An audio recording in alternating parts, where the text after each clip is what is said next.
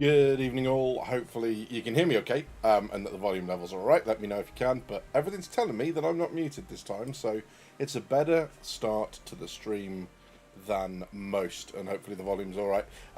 Good evening to John Chavez, to Space Sargo, to Stakaragord, Sloth, Sebastian, Ray Louderbeck, Jag Mason, Notorious Citizen Ninja, AV, Charlie McCawsome, Mackie Moose as well. Good to see you all. Good evening. Hope that you are not suffering too much in the heat and everything else that's going on. Because it's a little bit toasty, hence the couple minutes late. I've literally just jumped out of the shower and I'm already sweating again. I know I said no one needs to see sweaty badgers, but you're seeing it now, so there. That's where we are. I shall be hydrating muchly. This is why I'm on chilled squash rather than anything kind of alcoholic, because alcohol in this heat is a bad idea. Yeah, it turns out I'm built more for insulation and buoyancy than I am warm weather. So who knew? But I hope you've all had a good week. Obviously, we've had the launch of 4.2 and everything else going on. So there's been a little bit of stuff kind of happening and all the rest of it. And of course, naturally, I haven't actually gotten around to playing 4.2 yet. Don't know what it is. I guess it's mainly just because I'm not really digging it at the moment. The heat is not helping either.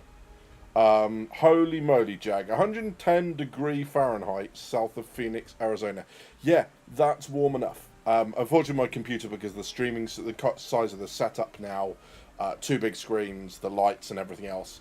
What I used to do back when I used to have a black fabric screen, which was hung from clothes pegs on a piece of string I had running from the banisters over the door, I could stream downstairs when it was much, much cooler than it is up here. Unfortunately, it's pretty damn warm up here still. I've kept the computer off for as long as I can, but with all the heat, we've had a bit of a UK heat wave, and we're going into a second one this week. So the idea of sitting up here and getting very frustrated at all the bugs and Star Citizen, I think I would rather slam my fingers in the door. But here we are. We're here now. We've got a couple of bits and pieces. Obviously, the thumbnail was a rise about the MISC Raptor, which we'll talk about in a little bit. But I hope hopefully it's not been too hot for you guys, and I hope you've been able to kind of, not suffer through the week. Obviously, apart from Jag, who's basically been melting. The thought of my CPU temps playing Star Citizen in the seat scares me, quite frankly, says Notorious. Yeah, you're not wrong. It's gonna be a bit of a one, I think, for a little while. But unsurprisingly, I know I keep saying that work's going to calm down. I'm going to stop saying that now because it turns out that that's a lie. It looks like work is just going to be an absolute nightmare for the foreseeable future. And by foreseeable future, I mean, at least October, November time. Because, yeah, a bit of bearable one at work, but at home the AC's been great. Yeah, interestingly, Sloth, I think for me it's going to be the other way around. Because being at work, obviously in a Coast Guard operations room, they need decent AC to keep the servers downstairs and the control room itself cool. So it's okay at work. It's when I get home that it starts to become a little bit unfunny. So yeah. Charlie says, usually the 3 to 4 months of slow Star Citizen content and a good time for a break. May have to go back to those new paints. I was going to do June until September. Yeah, absolutely. And I think we've said this for quite a while now. But yeah. Breaks from Star Citizen have always been a healthy thing, I think. I'm about to get flashbanged. Told you. Breaks from Star Citizen have always been a healthy thing, I think, just because, it does wind people up a lot, and I think people that end up playing it quite intensely for over short periods of time can get burnt out on it really quick. Doesn't apply to everyone. Obviously, some people will play it a lot and just enjoy it. Those people, I tend to find, have an incredibly high tolerance for bugs. I don't always have a high tolerance for bugs, so there. That's that. But yeah, so a couple of bits and pieces to go through this week. There's been a few bits of news, although it hasn't been massive. Unsurprisingly, CIG still haven't figured out that you can record videos ahead of time and then schedule their release. So there's been none of that this week, unfortunately. But that doesn't mean that we haven't had news. Of course, the flashbang, man, it's twice. Um, that doesn't mean though that there hasn't been news and hasn't been or haven't been things to kind of to be getting on with. So yeah, lots of bits to have a look at. We'll go through and pick out some of these bits and pieces.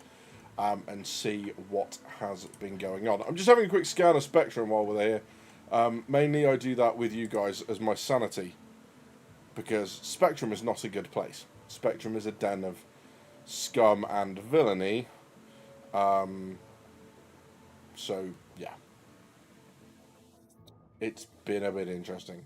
Yeah, and again, as Charlie says, it is a bit of a slow period. Although we have had, obviously, the patch, and I can't quite talk about that just yet, because I haven't played it yet. But yeah, we'll get there in just a second. Just gonna have a look at what's going on. So, I suppose the big thing that we know, I say big thing that we know that's coming. It's not a big thing that we know that's coming. But they are looking for questions over on Spectrum for Star Citizen Live, which is going out on Thursday, which is basically loot. Dedicated as always, players acquire things in the verse, whether it's buying with AUC, looting from a corpse or location, earning through mission rewards, and visiting our favourite Banu Wikelo's Emporium. While this is not a traditional Q&A episode, there will be a small section dedicated to player questions. So if you've got questions about how items, ships, gear, or rewards are obtained, drop them below. So yeah, so this is basically they're going to do that sort of stuff. It's going to be interesting. Single track, hello, Rusty Pigeon, good to see you. Yeah, so I guess we'll go over to the first bit, which, interestingly, there wasn't as much news about as I was expecting in terms of videos and whatever else. I'm sure it's made it onto people's live streams, which is the new referral program. So let's pop across and have a look. Here we are. Hopefully that's big enough. If not, it's fine. I'll read out all the key bits. But this arrives on Wednesday, which is July the 2nd. It's a new referral system, and they've answered quite a few of the questions that we've got. I think the key thing here is that when we get to this new ladder, everyone gets zeroed out, as far as I can tell. That hasn't changed, and of course there's a couple of people who were sat at a ridiculous number of referrals who just want that to carry across.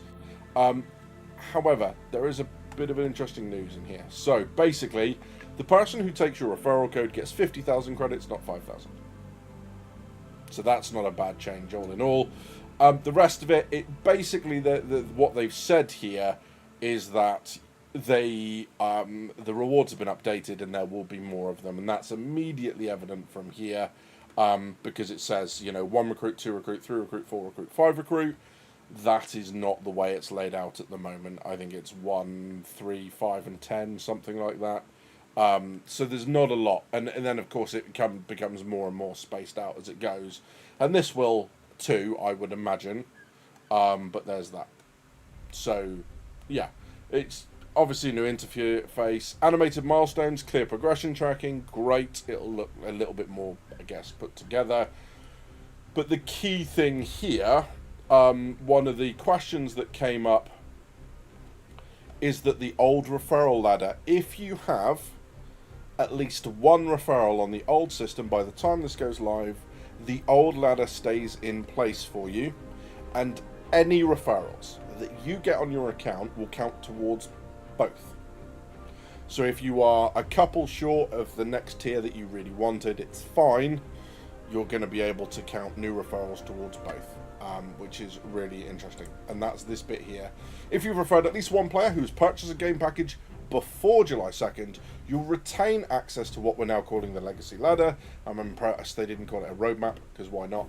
You'll be able to view it via your account settings, and going forward, new referrals will count towards both the Legacy and new ladders, mean you can earn rewards on both tracks at the same time. And this is why I think not a lot of people are talking about it, because whilst there are some people really knocked off that their huge amount of referrals haven't been transferred across, they are far and away the minority of people, and by minority I mean I don't think there's probably many more than double digits of, you know, I think maybe 15, 20 of these people. You know, and you can see most of them on the referrals ladderboard or leaderboard. So that's an interesting one. Launches July 2nd. What's changing? We've completely overhauled it to make it more rewarding, engaging, and easier to use. Expect a sleek new interface, more frequent and exciting rewards, and fresh incentives for both new and veteran players. What happens to my current referral count? The new leaderboard system allows you to sort by weekly, monthly, yearly, all time. That's code for. We didn't want to quite write it down, but you don't get to transfer, I think, unless anyone's seen anything different. Jackal, good evening, good to see you. What about my prospects who haven't bought a package? They get to stay, no problem. Do I need to change my referral code? No, your current one stands. What if they forget to use it when they create their account? Now there's a 24-hour grace period. So when they go, mate, I've just bought the game, you don't go, oh, why'd you do that? Now I can't get a referral out of it. You can go, quick, go back in, add my referral code, and we both get something. That's cool. The starting UEC bonus has been increased from 5,000 to 50,000. Not clear whether or not that's going to happen for all old referral accounts who were referred. It's unclear. The original referral program, they say, was showing its age, both in design and rewards. This revamp brings everything up to speed with a modern look, improved usability, and a reward structure worthy of today's Star Citizen community. Well, the fact that they're putting more stuff on there, I think, helps. The bit that they're not saying, the reason I think this is actually happening, is Squadron 42 is 12 to 18 months away. And they want to make this far more attractive for new people to come in and do this. And to answer your question, single track, I think that's why they've waited. They've waited to revamp this for Squadron 42. So that people who go out and get Squadron 42 because it's a released product and really enjoy it, or the people that we say, hey, you've really got to try playing this game, will then be convinced by us or be convinced by Squadron 42 to get into the Star Citizen universe. And that's why this is here. Maximize conversions from the single player over to the multiplayer. And yes, the MISC Raptor, this is why I put the this is trash thing thumbnail. See, still not clickbait, although a little bit clickbait. Not saying that it's trash, but it's also, I'm not saying that it's not trash. Yes, it's coming. It's in development, will be delivered at a later date. We'll share more once it's... I mean, I do, looking at some of the places, I keep getting images of the cleaning truck in Judge Dredd with Carl Urban from the opening sequence, where they shoot a bunch of people, and then like the little cleaning truck goes thing and is just like mushing blood into the floor. I kind of think, like, rather than just trash, this is going to go through like Hathor and that sort of stuff, just be like, oh, cleaning up, you know, cleaning people up for recyc or whatever it's called. Yeah, so not a bad set of changes for the referral program, which I guess is why not a lot of people have talked about it, because there's nothing to whinge about, basically. And yes, that might absolutely be a bit of a negative look at the community, but then again, certain content creators within the community, but then again, they 100% deserve it, so no apologies for me. Meatwagon, yeah, absolutely. Yeah, so that's that. One of the interesting takes that I saw a little while ago, and I'm sure you guys are more familiar with it than I am, is the idea that the Wikelo exchange system has been likened to loot boxes. Because of the random nature of you put something in and... That's very loud. Sorry, guys. What I was saying is that the Wikelo Emporium has been likened to the whole loot box thing because of the random nature of you hand something in and you're not quite sure what it is you're getting out of it, right? And I can kind of see that. So interestingly, they're going to make some changes. They've announced this for 4.2.1. Yeah, thanks, Janice. I caught that. I saw the level. Yeah, bit crazy. But hopefully it's not too bad now. What? Exactly. So let's skip across and let's see what they say. So, Wikelo Changes then. Basically, this is, what's his name? I forget what his name is. Elliot. That's right. So Elliot's jumped on, and this is what he's had to say. I'm just going to knock the volume down for myself, actually, because this is still very loud in my headset, and then I'll put the volume back up for you guys. They've said, we've been actively reading and looking to address some of the feedback surrounding Wikelo. The experience we intended was for you to deliver a suite of items as part of the patch content and receive physical rewards instead of just credits. The premise was that Wikelo would check his stock and give you something he had in return for your delivery. But the execution of this idea is something we want to improve. We're always looking at the community feedback, and based on what we've read so far, we've identified some key areas for improving the experience. So for 4.2.1, we've made the following changes. And, you know, the yay, the kids thing, no more random rewards.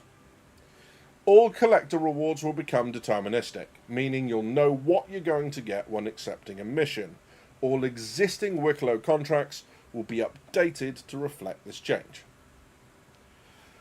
There will be separate contract tabs in the Mobiglass. Until we implement the ability to offer missions from a specific location, we're splitting the Wikelo missions out of the collector into the following: vehicles, Atlas, ground vehicles and spaceships, Wikelo other items, armor, weapons, and more. Whatever that means. We're also working on other ways to improve the Wikelo experience, not for 4.2.1, but in future updates. Like the ability to submit multiple items in a singular container, i.e. I put all my items in a 1SU box. That's good. We want to make sure Wikelo missions are split between global Mobiglass contracts and on-site contracts that you can pick up when you're there. The banners in his shop will serve as your physical contract acceptance points, which is cool. I'm a massive fan of moving a lot of stuff out of the Mobiglass in terms of the contracts, just between me, you, and the gatepost. I don't like it. It feels very much like bad old game design, right? And I know some things need to be in there, right? When you're not sure, you go to a brand new location in a system. You've only got like the tourist locations on your map. And it's like, well, what do I do now? If I don't know where the locations are, how can I go pick the missions up?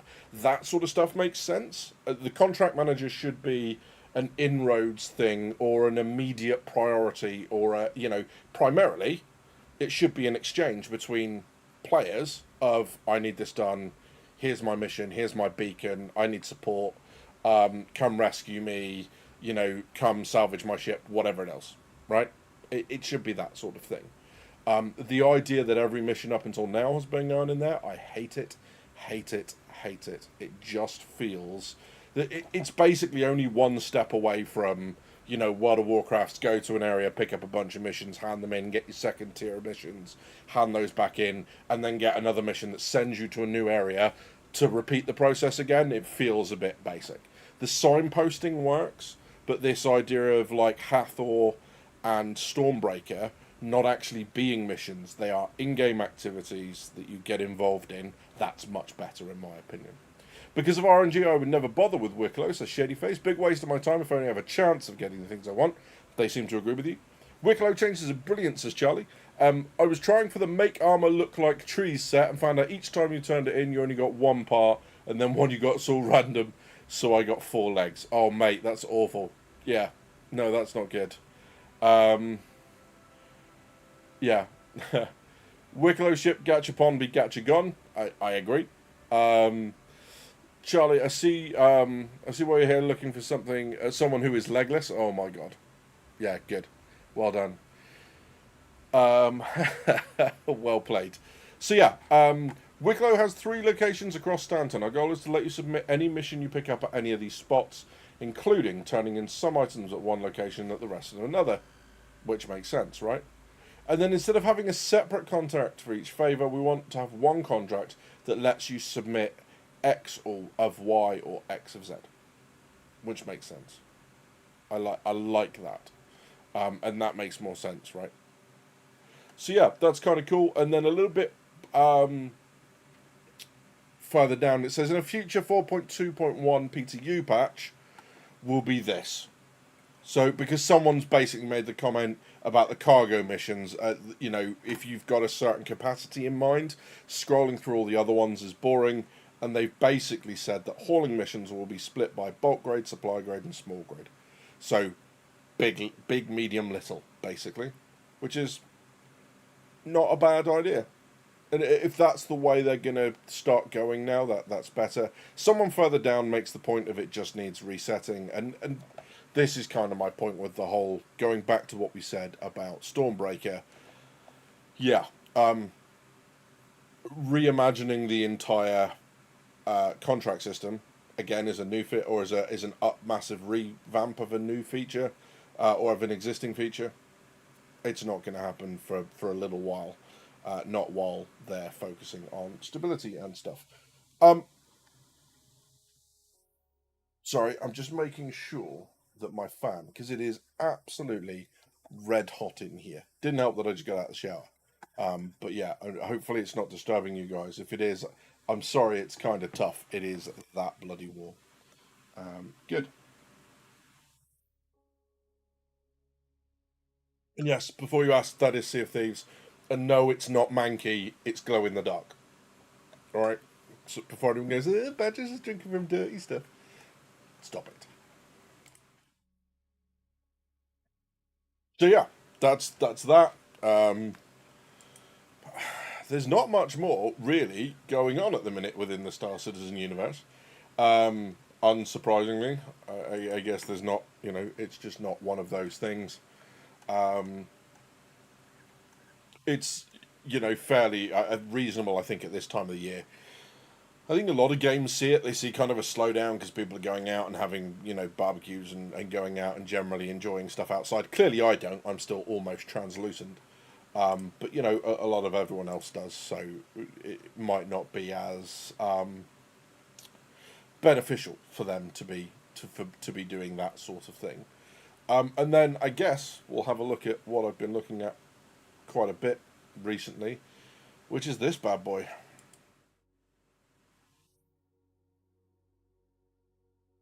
Yeah,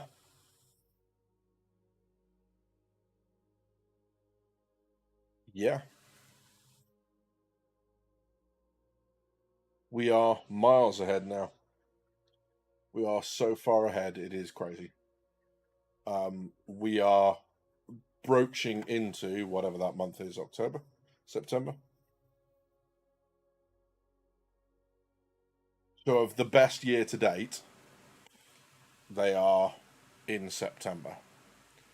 So what I find quite interesting here is people might say that this is linked to the stability thing, and I'm sure that is feeding into it, but I cannot put my finger on why this is happening. And I'd be interested to see what you guys think. I'm not sure why this is going on, and I know that's weird for I'm supposed to, as a content creator, tell you that I have all the answers to these things. I fucking don't have a clue what's going on here. I don't know because they told us in March that they were going to focus on stability, and we had a very strong January. It seems to be matching. Pretty much the strongest. In fact, it was. So it was $34,000 above any previous record. February was punching into March on every other year previously. Already this year, it must be 4.0 question mark. But then again, of course, when 4.0 first launched, there were issues. I saw, and I don't believe this for a second, but I saw a lot of people referring to it as, oh my god, this is just another 318. It was nothing like 318. 318 was the apocalypse. But it wasn't great. It was rough for a lot of people. And yeah, it's an interesting thing. Ship sales every month. Yeah, absolutely. New shinies on the way every month. Absolutely. Um, the Atlas dropped. I thought the Atlas was last year, wasn't it? I thought we got the Atlas before we got Pyro.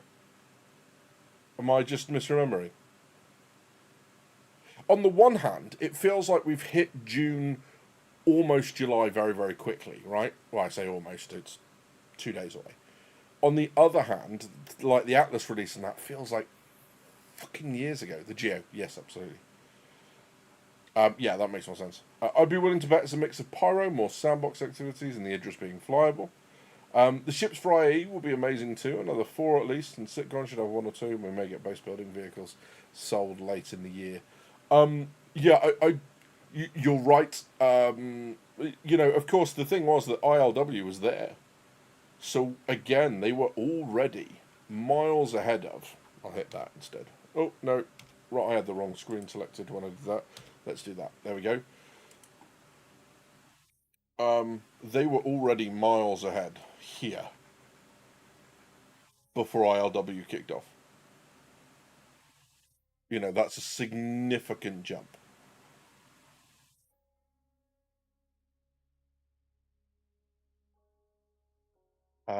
Yeah.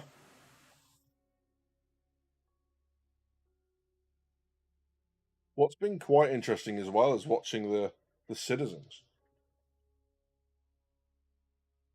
I mean, it's nowhere near as much. So 91,000 increased in May 2025 versus 2022.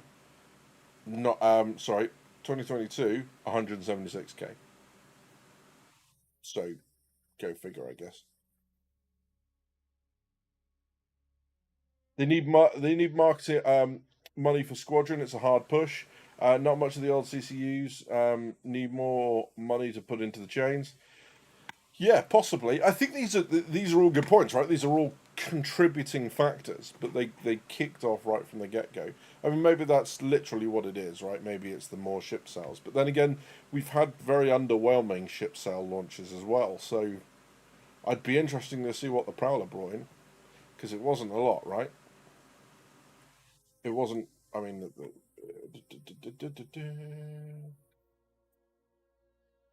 this is all the year on year stuff, isn't it?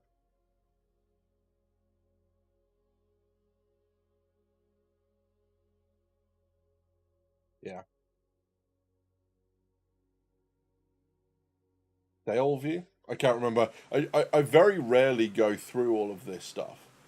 Um,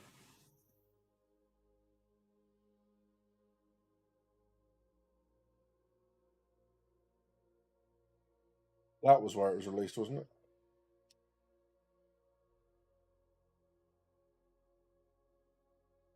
Oh no, sorry. I'm literally looking at it.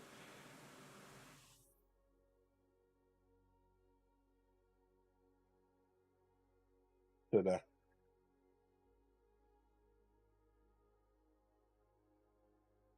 Yeah.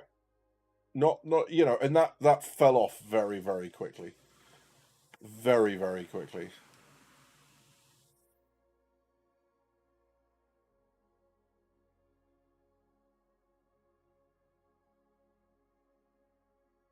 Yeah.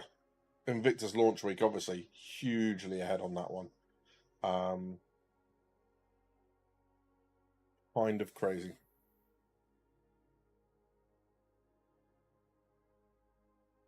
Realised that stealth hauling was a brand new class, more bought than what you think. Well, I mean, interestingly, we can go and have a look at that if people like, because I've got it.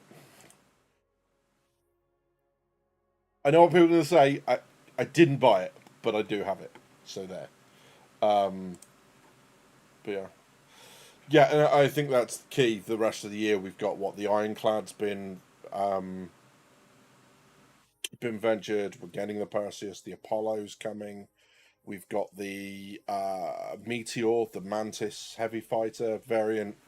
There's lots of stuff that's coming now or soon. So yeah, it's gonna be an interesting one. Oh, guess who hasn't updated his game? Oops, Butterfingers. So yeah, that's what the dink was. Consolidated Outland would be a good shout as well. Yeah, absolutely. We'll see. We shall see. They've managed to attract some very big YouTube channels to do positive playthroughs. This probably attracted a lot of new players. Yeah, absolutely. It's the metrics, the optics. I know it's like a political word, right? But it makes sense as well. I think these things being added and these things coming into the game are now changing the perception that people have of Star Citizen, um, for the better. Because all of a sudden things are working a little better and they've achieved this server meshing stuff. And, we've got these big events coming in and we've got the sandworm turning up and we've got the baby Valakar turning up. We've got the Idris in. All these things, it seems, are now kind of combining to be a much better experience than we've seen in the past, right? So yeah.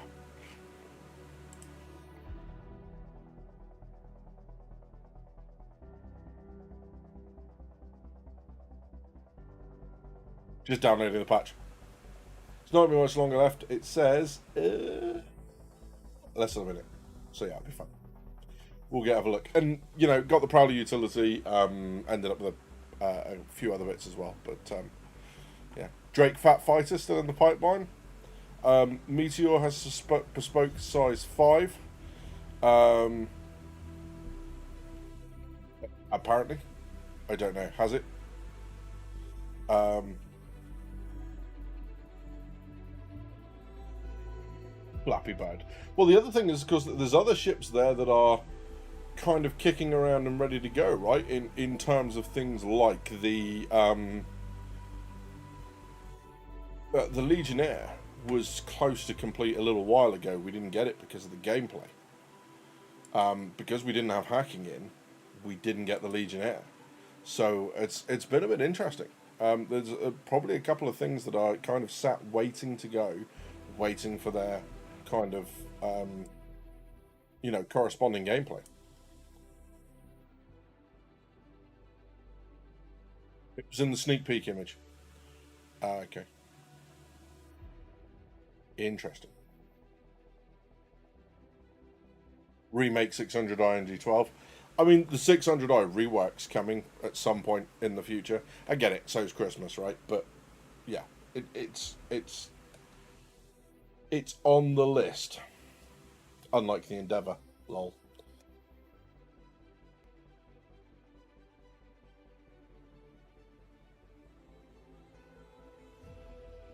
Yeah. Hey, look. There are a crap ton of ships that are waiting for reworks. A metric crap ton of ships waiting for reworks, right? Um, just crazy numbers. The Connies need a rework because they're paper thin. There's huge amounts of stuff that's going to need doing. So yeah, we'll get there in the end.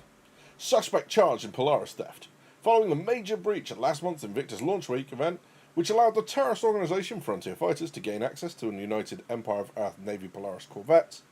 Investigators have been trying to piece together how such an egregious lapse in security could have happened.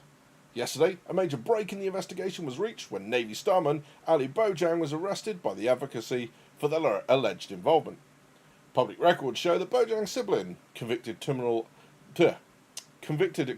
I was doing so well, Dal Twister Bojang, and was a known member of the pyro-based gang, the Headhunters, and is believed to have been killed late last year by rival outlaws. It's suspected that Bojang blamed the unregulated star system for her sibling's demise and was converted by Frontier Fighters leader Amelia Boyd to their cause. The Terra Gazette has been able to confirm it was Bojang's access codes for that frontier, and I know the camera's just died, bear with me. La la la la la la la la la la la la la la. I think it's because I'm just loading up the game, so it's having a bit of a moment. But yeah, Bojang's access codes that the Frontier Fighters used to allegedly gain access to the naval fleet. Dun dun dun. And then there's bits about like invasive forces and all that sort of stuff, or invasive species even. Yeah, stuff. Why do they give the Reclaimer PDCs? It can't just delete the back ramp to make it 100% more usable. Yeah, so I think they say that it's not just a case of the deleting it's going to need other work going. So yeah, there's other thing for it to figure out. Yeah, so what we're going to do is going to jump over. Obviously, the camera tends to have a bit of a mare, especially in this heat, I would imagine. So I'm going to jump over to the game without the camera. Or, I don't know, should we try it? Should we try it and see if it works? Okay, let's go. Hey! And then, obviously, if it keeps being a pain in the ass, I'll just get rid of the camera. So that works. But yeah, let's have a run round. Let's get rid of side chat because, well, that's just a nightmare. But let's have a run round and see how things go. I'll go and get the utility just for giggles, because I know you guys are massively interested in this incredibly usable, very obvious use case ship. Like I get it, right? I think I get where they're going with that, and it's the reduced signature, right? The ability then to, move around kind of as undetected as you can be. Having done some of the pyro stuff and the fight for pyro, there's definitely scope there for people to have ships that move cargo that are of a massively reduced signature. It make a sensor to me, faux show. So yeah, maybe JC pulled our finger, possibly. Yeah, there's so many ships at the moment that need reworks, and not least the Reclaimer. And oh look, the camera's crapped itself again. Yeah.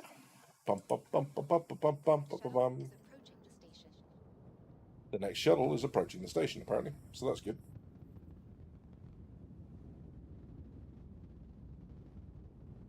Smugglers for life. Yeah, and not just smugglers, but also the whole notion of, just. Well, I suppose smugglers of both legal and illegal varieties, right? Especially if there's a blockade and you want to try and get stuff past them. Do you know what? I'm not going to bother with this anymore. I'm just going to go to that. This makes a lot more sense because I don't have to muck around resetting the camera every 5 minutes. There we go. Ta-da! Fixed it. Has been a bit desync this patch, though. Yeah, and funny enough, there's a couple of reasons why I haven't, kind of been in the game. The heat being the main one. But yeah, there's certainly a little bit of that sort of stuff. And yeah, funny enough, not really kitted up using anything really. Far more fun if I just run around like this, right? Can someone please take the cam presets and make some Discord emojis? No, absolutely need to. Not Teapot. No thank you, sir. No thank you very much. Just rude. There is the someone took one of the funny faces I pulled and then put it over the top of a Space Marine a little while ago. That was quite funny. Can appreciate that.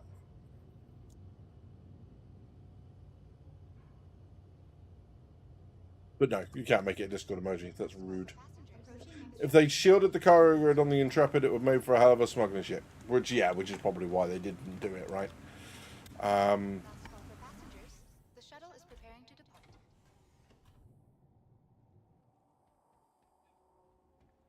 Yeah, I think, whilst I'm still not 100% that the radar and scanning and everything else, hey, socially, is in as it should be, and is working anywhere near like what it could do or what they intended, I'm not massively convinced that's how it's going to go.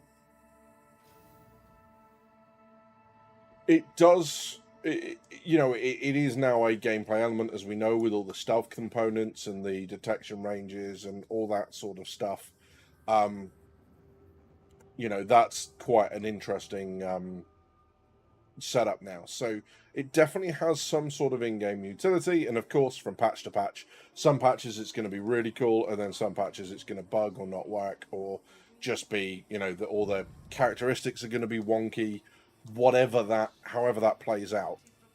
But at least we've got some sort of taster now of exactly what it is that they're aiming for, what they think we're going to get, all that sort of stuff. Overall, says Rusty Pigeon, I like the dev direction. Good. Well, that's good news. What isn't a joke? Oh no, hang on, I've clicked the wrong bit. That's what I wanted. Derp. Yeah, so I think from that point of view, at least, I can see the point of the prowler. You know, it's never going to win any capacity competitions. It's not going to win speed competitions. But you know, in that situation where you're able to see people who are trying to blockade something, and you can, you know, their detection range is greater than yours, you should be able to use it to slip through blockades pretty nicely. So yeah. Welcome to the ASOP Vehicle Retrieval System. Oh, it's not going to be like this, is it? I was going to say. It heard me. So don't you dare. There you go. Vehicle selected. Your vehicle has been delivered to the following location. Please visit us again. That would have just been a fun bug, right? Okay, let's see if we can slap on some armor very quickly. Do.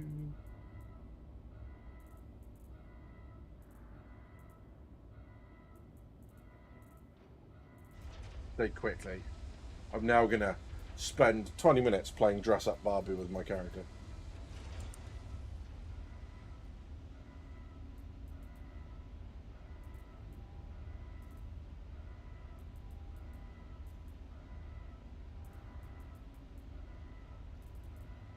Off and then try it. Here you go. I mean, it looks kind of silly because he's got no.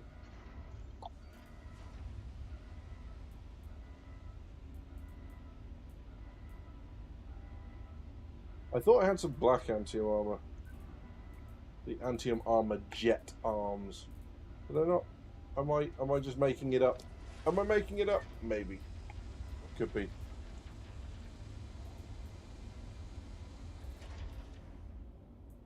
I'm hoping that certain individuals in chat didn't see the fact that I had Star Kit and armor sat at the bottom of that list. Go away. I don't want to talk about it.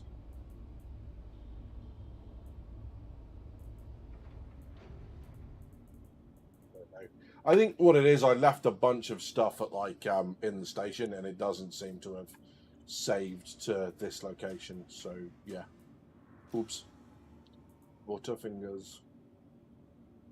But let's let's go for some absolute monstrosity. There we go, lovely, perfect, whatever. That's enough.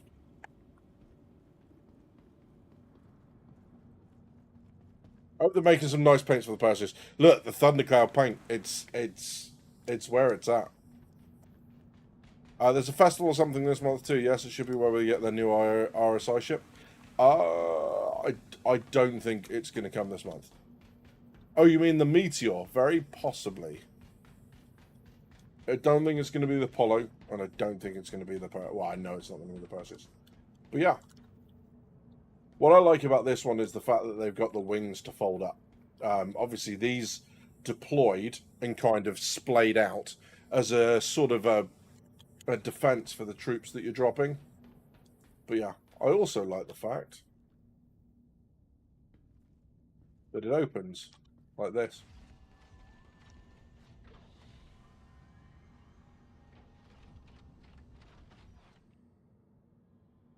You know what? I'm a fan of that.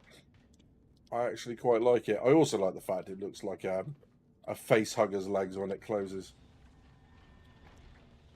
Like that.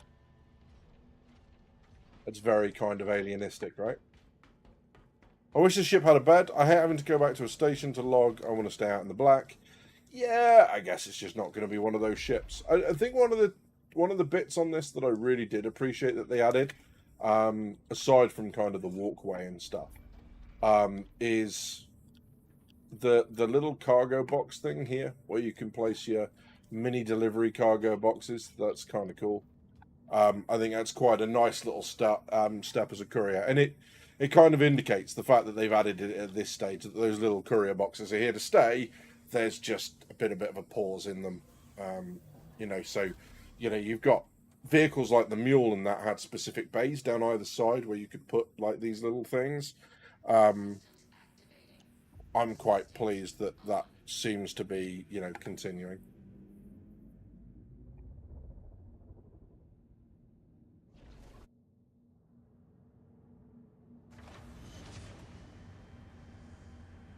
Yeah, quite an impressive looking ship.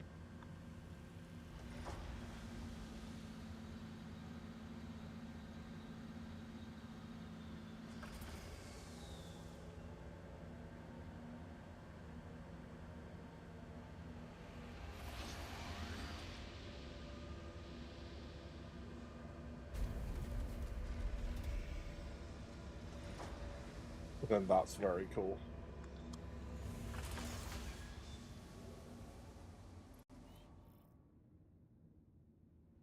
Polaris.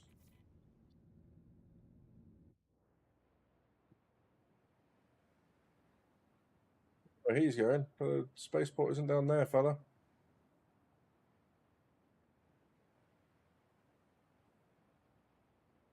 Interesting. Yeah, I mean, obviously it's been a bit of a random week for news, and by random I mean no news. So I thought it might be quite good fun to head over to Haston and have a quick look at the dynamic weather, because again I haven't seen this yet. Not only have I not seen the dynamic weather, I haven't watched videos of it either. So it'll be interesting. How much cargo capacity? Scarecrow, Rooster 101 is correct. Firstly, good evening to you both. Yes, it's 32 SCU, mounted very interestingly. So let's give this a go now. And whilst I'm in flight, we'll take a look.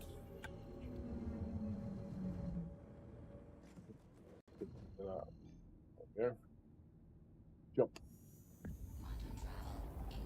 It's still got the really cool kind of quantum effect, right?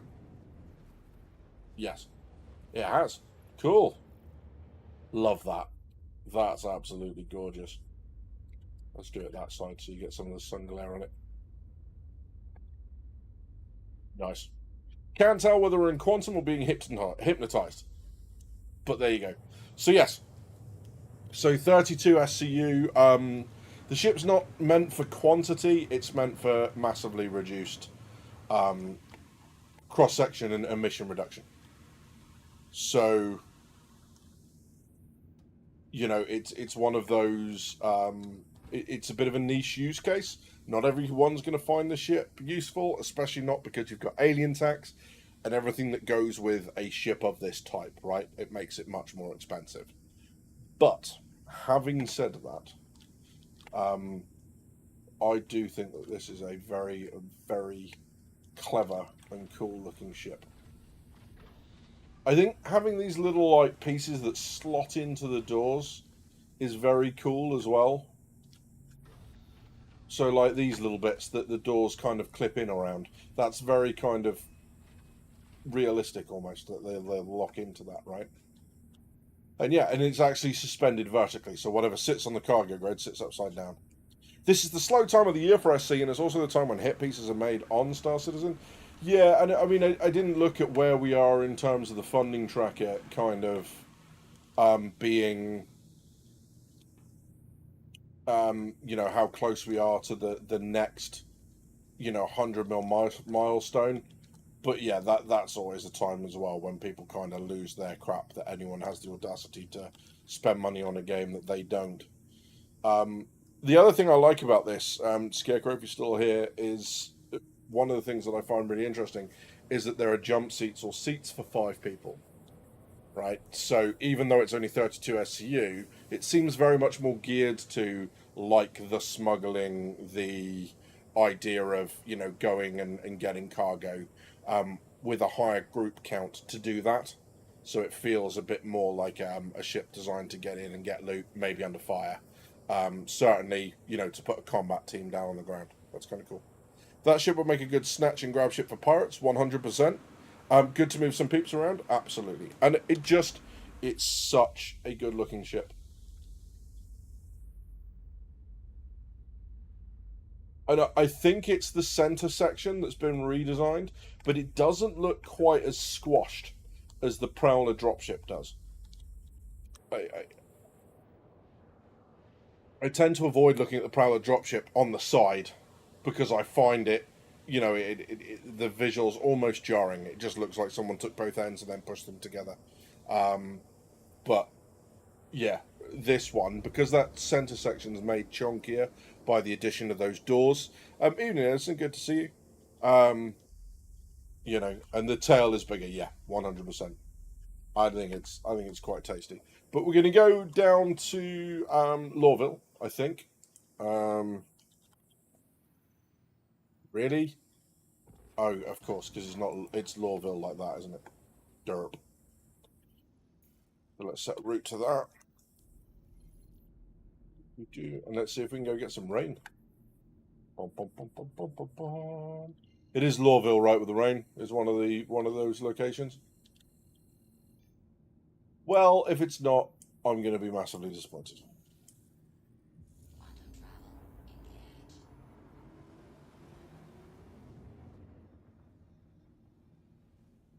Yeah, tractor placement is great. It is socially. It's a very and it makes sense then with the upside down cargo grid because it's well placed and the wings folding up sort that out as well because you've got a lot of visibility under the ship to go and grab those sorts of cargo boxes and do what you need to do. So yeah, it's let's not go around banging around like that. Let's put the shields back on. Around and see if I guess it'll happen under the cloud cover. But let's see what we can find. Can I disagree with you on the looks? Better than crap is not a high bar. No, agreed. But then again, I think both of them are great. I just think the thing that I find really problematic with the Prowler is the squished look. I don't think I certainly don't think it's crap.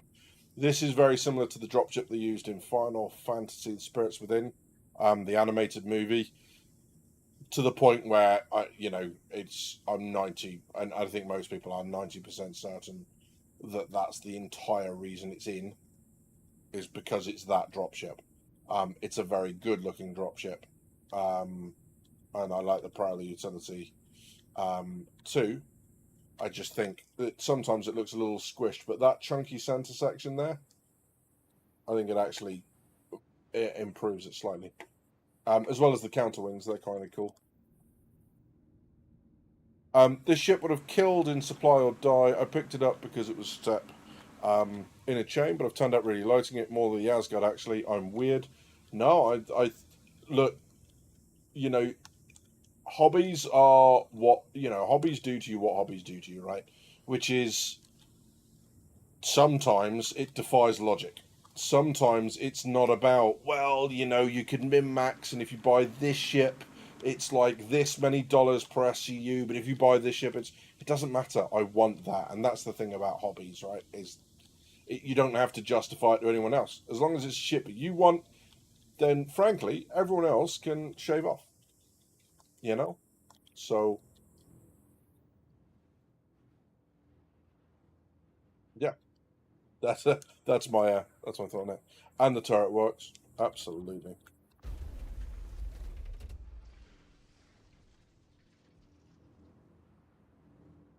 Boom.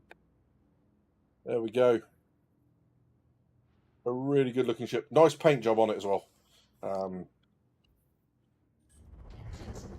All I will say is Fukin prawn, said Teapot. Yeah, absolutely. Absolutely. Yeah, and I'd tell you what I quite like is I don't know if you know this about the Prowler when they brought it out. Basically, this kind of arrangement up here is intentional, right? As are all these kind of weird kind of support struts, like these things here, right? The whole point of those is to mimic a treetop canopy and the lights coming through the trees, because of course Tavarin. So I quite like that as well as a notion of to reflect the race whose ship it is and whose technology it is. I quite like that. Yeah. So, someone who's played 4.2, just tell me before I kind of stand here for a while like a lemming and figure out that this isn't actually what I was after. This is a location with dynamic weather, correct? We're going to get water and storms and or water, rain, all that stuff, right? Is that a? It is this location. Lawmaster hats, as Roger Puddin. I mean, I'll give it a go, mate. I can't claim I'm very good at that stuff, but do you know what? They're adding all these things, and I know the Lawville remaster's been a while, but all these things are appearing where you're like, yeah, that could be something later on. This is why I wanted to stop off here, and I can't see it. I'm gonna have to go back up, aren't I? Yes, it is. Hyacinth have had rain. Woohoo! So we are going to stand here and wait for it to rain, which is an odd thing for a Brit to do, if I'm being honest, because, well, you know, you don't normally have to wait for it to rain in the UK. Normally it's doing it whether you like it or not. But yes, that's kind of why I wanted to come and stand here, was the Hurston statue, which is kind of cool. Daddy-like. Or something. I promise never to say that again on stream. Still feel like they missed an opportunity with not having acid rain. Yeah, baby steps. Like, yeah, absolutely. Water generally appears under dark clouds, at least for me. I guess I can go chase some clouds. Are we cloud chasing now? Is that what we're doing? I can chase clouds. But yeah, we can give that a go. Weather looks good there now. Okay, we'll go cloud chasing. We'll go storm chasing. We'll figure it out. It'll be fun.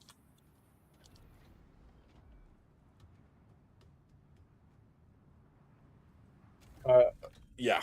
So I think, we'll go cloud chasing. Woo! It's like that bit in Twister, isn't it, where they go after the. I feel like what I need is a cargo thing full of those little, like, silvery things that map storms and stuff.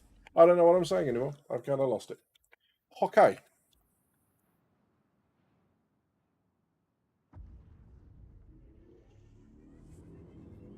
Wonderful. Here, cloud, cloud, cloud, cloud, cloud. Well, that looks like it over there, doesn't it? I think. Is that it over there or not? What do you reckon? Have we found the cloud?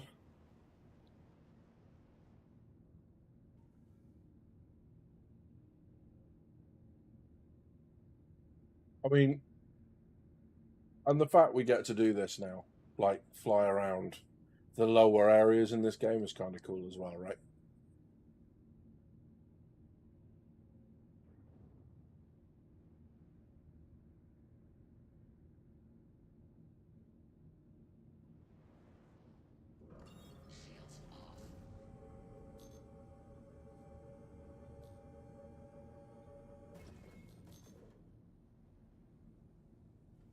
Here we can go find some rain.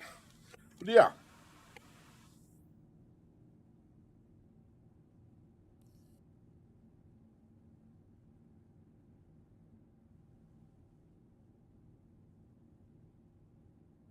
Well, maybe this isn't Dark Cloud either. You know? Maybe I'm just making it all up.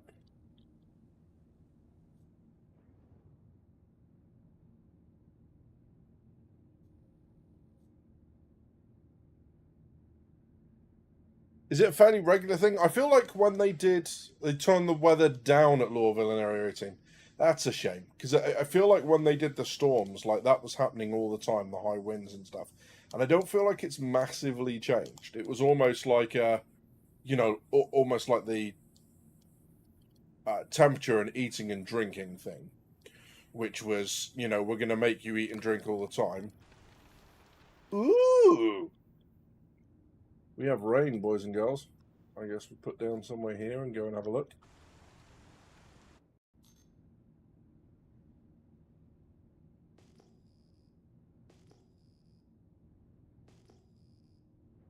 There's water.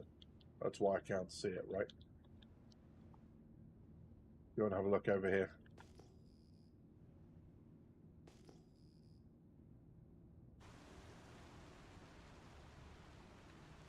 British streamer goes in search of weather. Yeah, 100%. Oh, hello. This is kind of cool.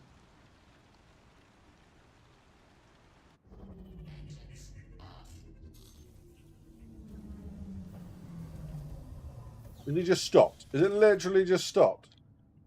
Did I not chase the cloud far? I'll tell you what. If I've not chased the cloud far enough, I will be sad face.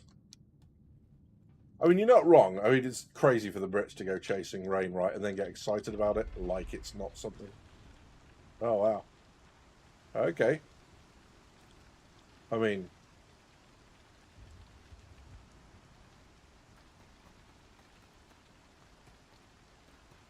they got the soundscape design right. Holy moly. There are raindrops in the water. Craziness.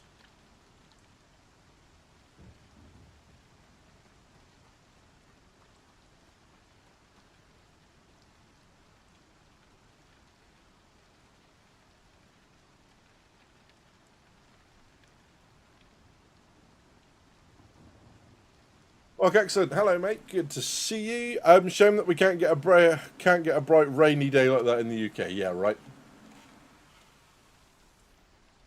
Holy moly! I'm really interested to see what it looks like on the landing pads and stuff. It doesn't look like it yet affects the ships. Or am I missing it? We got water running down the outside of the ships. Yeah, I know it's running down the outside of my visor, but no, not on the ship or anything.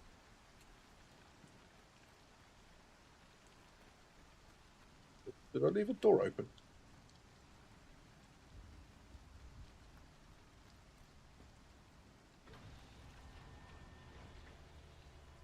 Either that or someone snuck on and is just trolling me. That'd be quite funny too.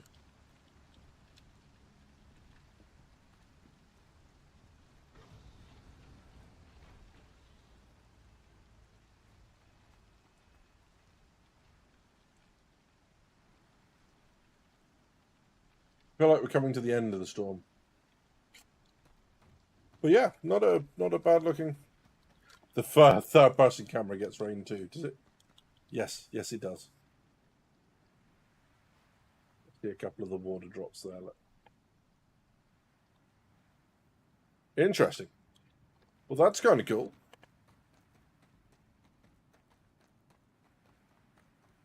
Hey, Retna, good to see you. Yes, they do.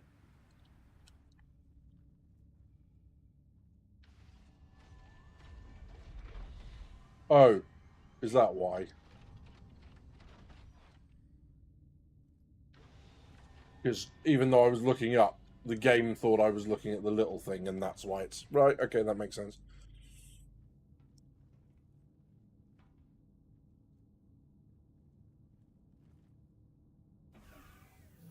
So she says, I'm looking forward or I'm excited for the next event. Looks like we can do it without combat. Yes, that seems to be the way. They talked about being able to do it. It's something about the spirit of cooperation and competition. So it will be interesting to see what that, kind of comes out as.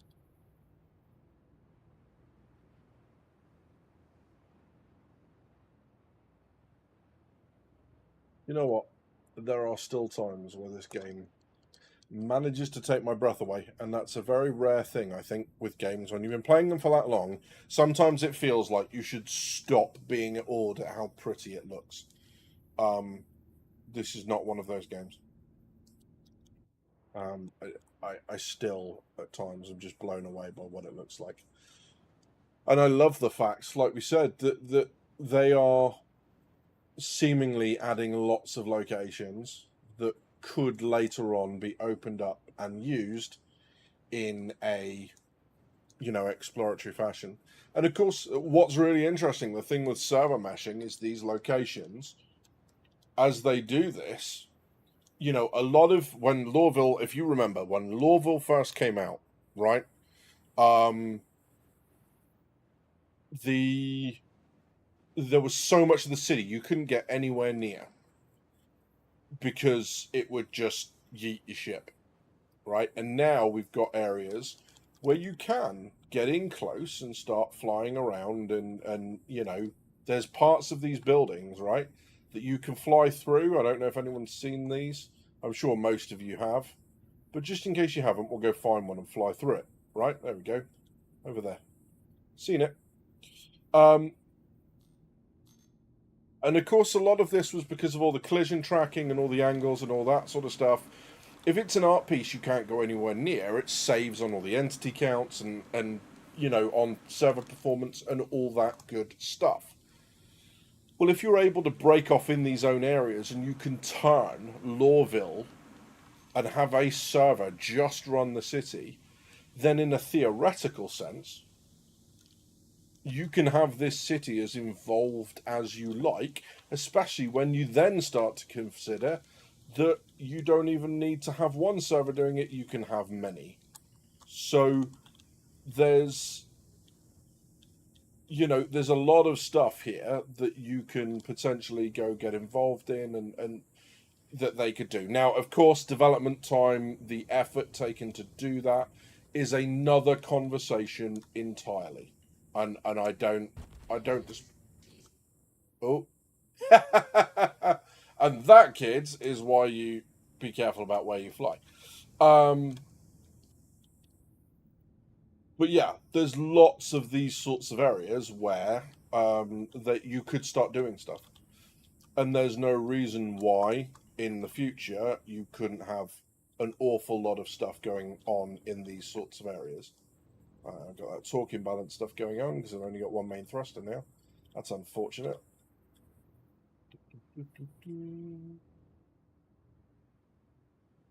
Yeah. So the idea that you can fly through these areas and that we could. Anyone know if the rewards are permanent? Depends. I'm sure some of it will be, possibly. Some of it won't be. Don't know. Apparently, there's a sign there. Sorry, I was answering chat, so that went well. And this, kids, is why I don't fly on stream that often, because I embarrass myself and I fly into stationary objects. I believe the rewards for the next event will be account bound in the same as the paints we have for the Vulture, Fortune, and Prospector. It seems that way. Senif says, good evening, Senif, by the way. Area 18 sewer dungeons could be absolutely cool. Yeah, and of course, that was something that they demoed way back when in CitizenCon.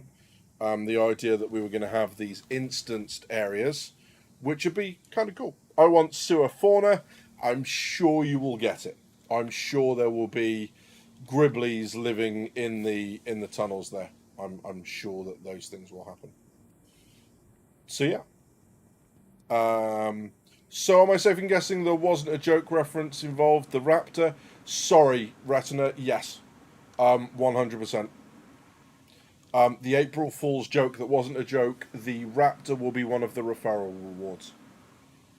So 100%. Space crocodiles in the sewer. Yep, you've got the age-old trope of the what do you call it? I forget what it's called now.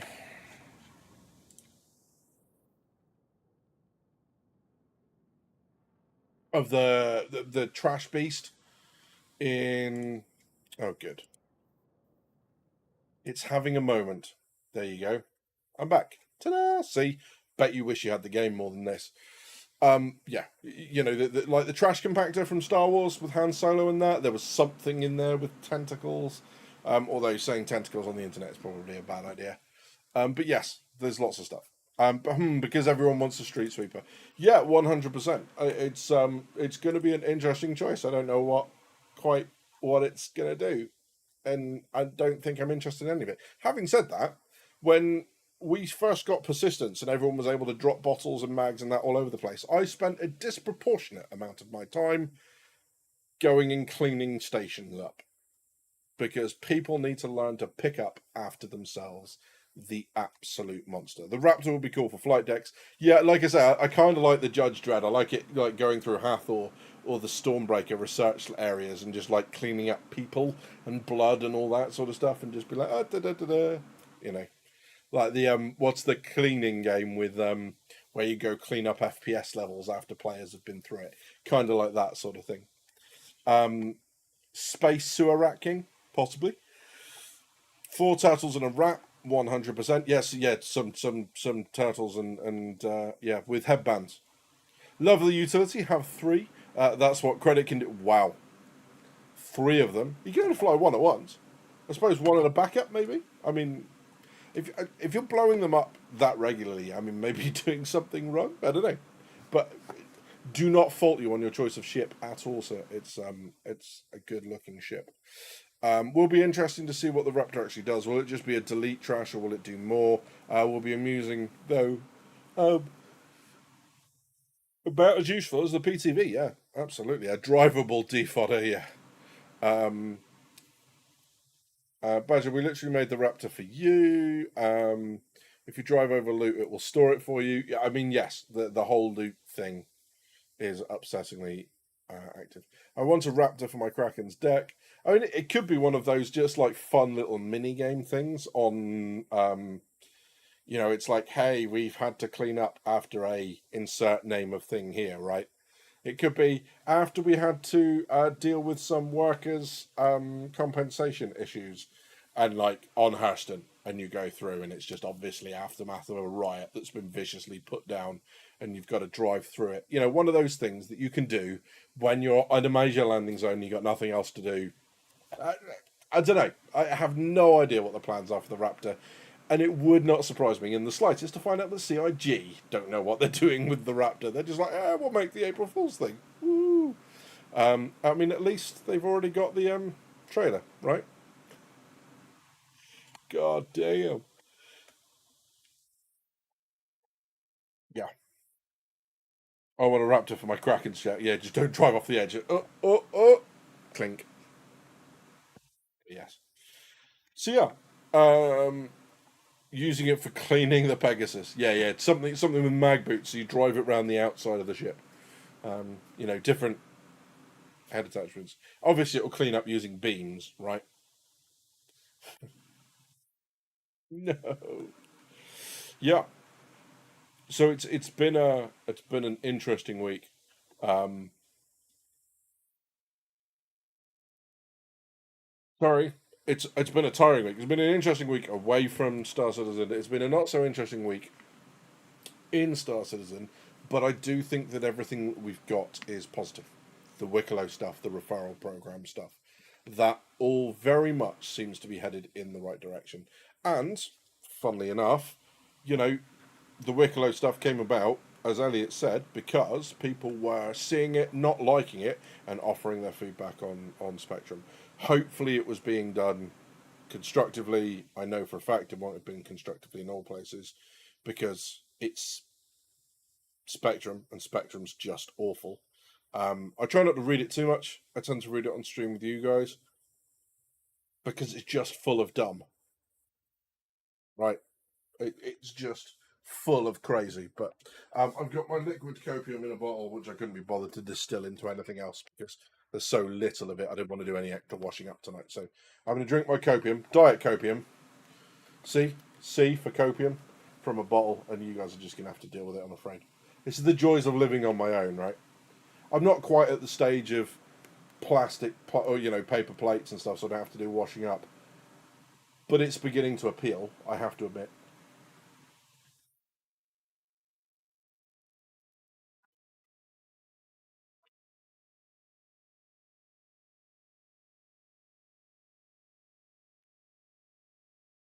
Makimu says, sorry for the personal question. Did you ever think of doing Twitch, or is that too much of a time sink? So, short answer, yes. Long answer, not as easy as that.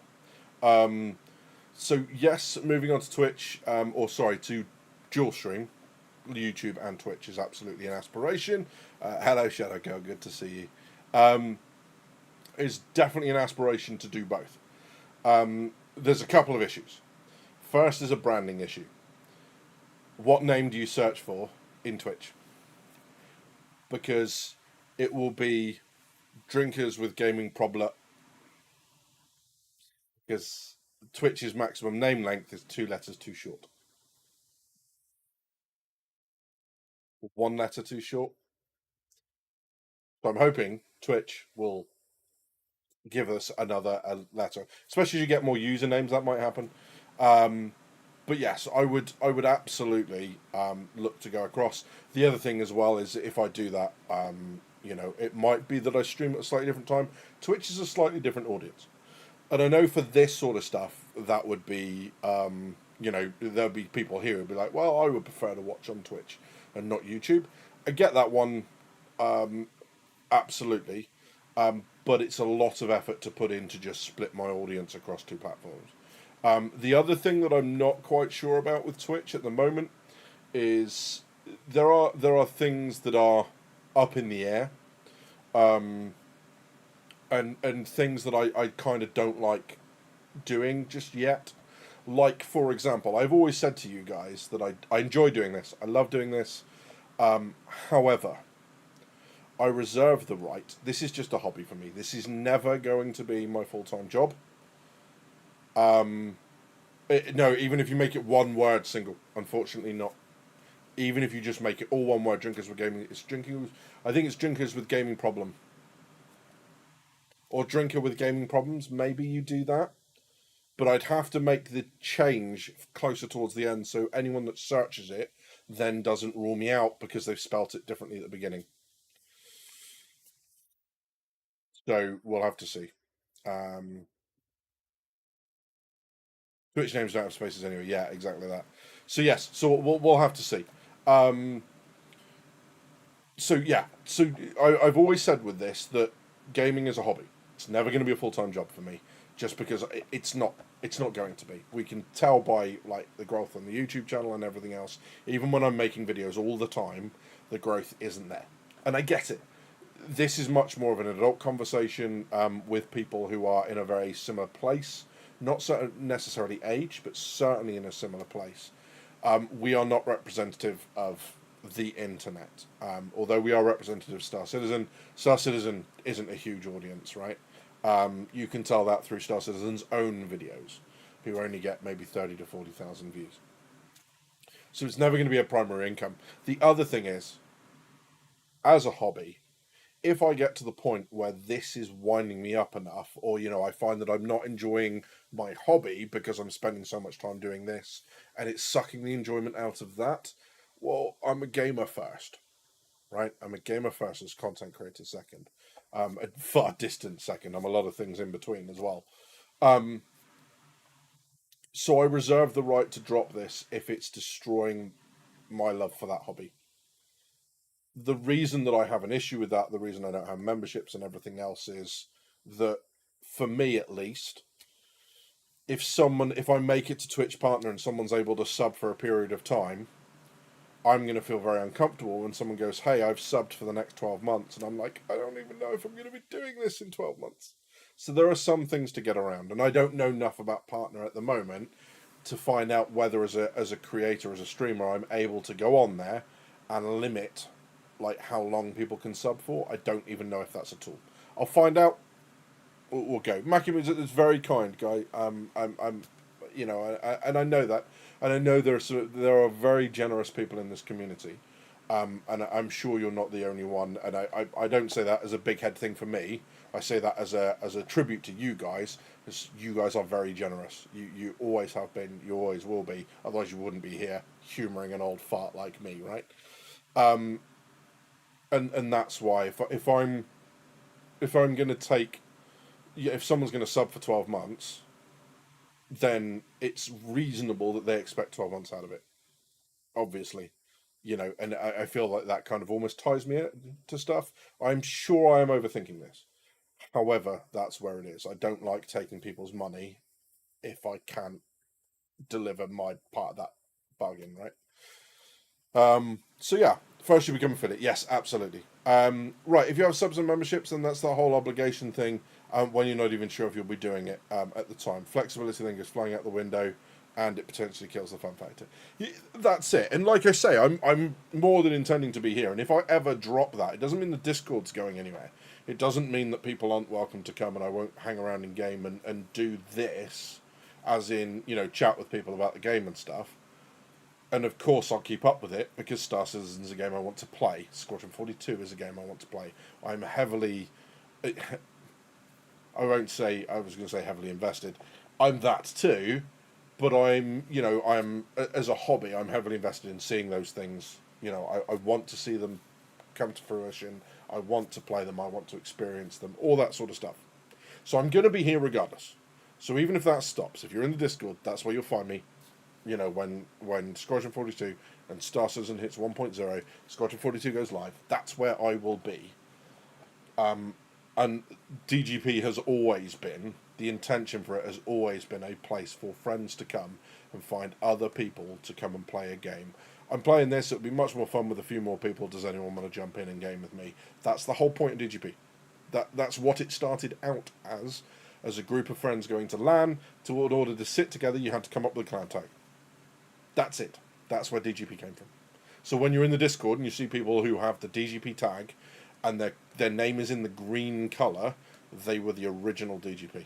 We are a group of in real life friends who, unfortunately, we're all kind of going our own ways now because people are getting married and there's kids and all that sort of stuff and people have moved away. We're all over the country.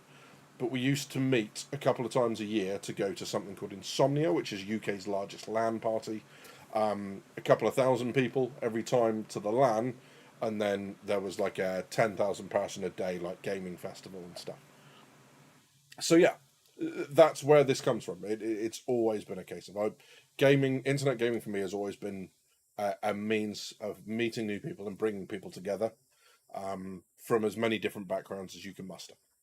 So that's why TGP's here. You know, if it ever stops, the content creation will stop. The server will be there, and I will try to be just as active as I am now. Because let's face it, I don't think kids are going to happen. I don't think that's going to be a thing. You know, I'm not in the market for kids now. I'm probably a little bit too old. I turned 42 a couple of weeks ago. You know, I'd be a very old dad if that ever happened. You know, and then I'd have to find some poor girl who would agree to that, and I'm not entirely sure that there's many of those left. So, yeah. Besides, there's a certain person on the internet that I am romantically involved in. It's one of those things. It's a long distance thing, but it's fine. It's exactly what I need. It's exactly what she needs, I hope. You know, and I'm very happy with how things are.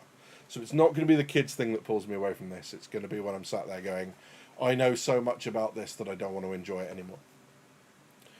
There is a website linked, drinkingandgaming.com, and I've got to change the name of that as well to be Drinkers with Gaming Problems, because otherwise I've got all sorts of brand issues, right? You type in Drinkers with Gaming Problems and nothing comes up, but you know I've got a website. It's just weird. But that, you know, I started writing a little bit of a blog on there and then gave up because it's far too much work. But one of those things was I kind of had a look at my love affair with World of Warcraft, and the death of, or the what started me stopping playing World of Warcraft happened very early on, all the way back in vanilla.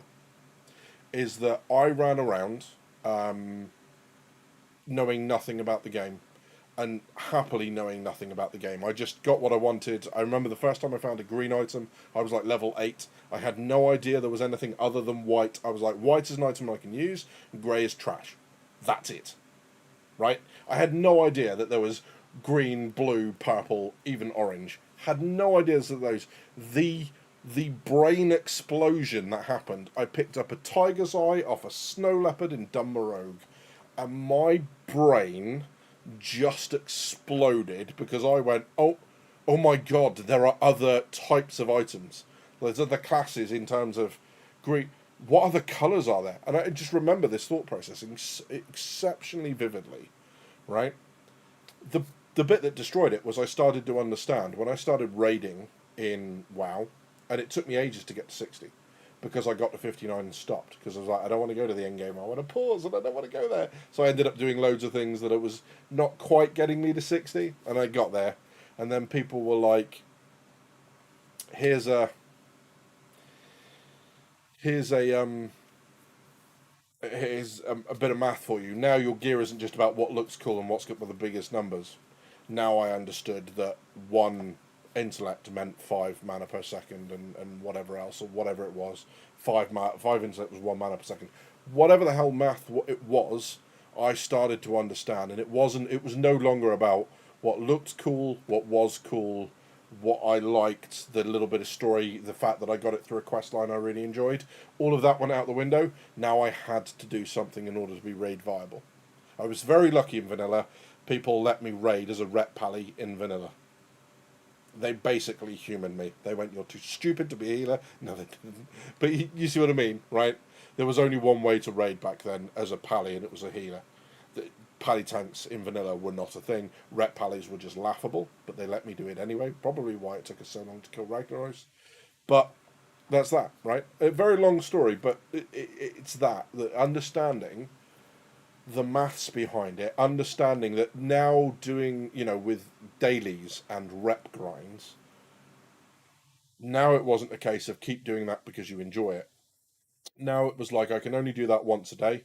I get 250 rep. I need 30,000 rep to do it. I need to repeat all of the dailies that I can for X number of days in order to get the mount that I want. And it just sucks the fun out of everything. So if I ever get to that stage with Star Citizen, I will step back from this. If this is where it's led me to that sort of realization. So yeah. Hey Badges, you're cheating on me with a girl. How dare you? Sorry, Edison. I'm sorry you had to find out like this, but you're just not doing it for me, mate. I'm afraid. There's that. Being here with an old fart like you counts as community service with the elderly for me. Stunner. How very dare you can leave, sir, and you can let the door hit you in the ass on the way out. Well played. Would of those people that would want to support, regardless of you be active or not, in those so long sub times, that's a small percentage of people. And you know what? Like, people have been so generous. I know I say it to this as a joke. I'm currently saving for a house in the UK, and nobody cares about streamer problems, right? No, nobody gives a fuck about streamer problems. But this isn't streamer things. This is just real life things, right? I was once married, had a house, everything else, right? That obviously all ended, and now I'm in a position where I'm renting. I'm trying to get back to owning a house. So primarily, all my finances are going into that endeavor, right? So the idea of buying a Polaris, a Perseus, a Reclaimer, whatever, right, is just like, well, I could do that, or I could have somewhere to live when I retire, and guess which one is more important? Don't say Perseus. Don't say Perseus. I know what you're going to say, and that's clearly not what I mean, right? Real talk for a second. So I am very lucky that people in this community, and I'm going to name you and shame you. I'm really sorry, but my undying love and respect for people like Can, Edison, Del Kenobi, Shadow Girl, Jamlack, and everyone else who have been incredibly generous to Algrid, to Execute, to everyone who has been involved in helping get me a Perseus, a Reclaimer's appeared, the Prowler utility, it blows me away, right? And that in and of itself, because I'm quintessentially British, makes me very uncomfortable being given anything, right? But the reality is, without those people, I would not own those ships. So I'm massively indebted to all of them. I can't live on a JPEG. As much as I would love to, Teapot, if I could make a Perseus my home, I would. The day I can do Ready Player One and do that, I'll just live in the back of a van, and that'll be that, right? But yeah, at the moment, not so much. So yes, so that's where we are at the moment, and there's so much generosity in this community. We might not be a 100,000 sub channel. I don't know if we're ever going to be a 100,000 sub channel. But I would much rather take the 39 of you that there are in chat at the moment, right, over 2,000 people who I don't agree with, whose values don't align with mine, and mine don't align with theirs, right?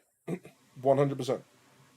Because this has never been about the money. This has been a a hobby of passion, right? I often laugh the time it makes me to take the time it takes me, sorry, to make videos. I could earn so much more by working a shift for that long in McDonald's. That's it. So if it was about the money, that's what I go and do, not this. But I'm blown away by the people that I've met in the community. I've met the person that I'm with through the community. I've met all of you guys. Meeting Del Kenobi and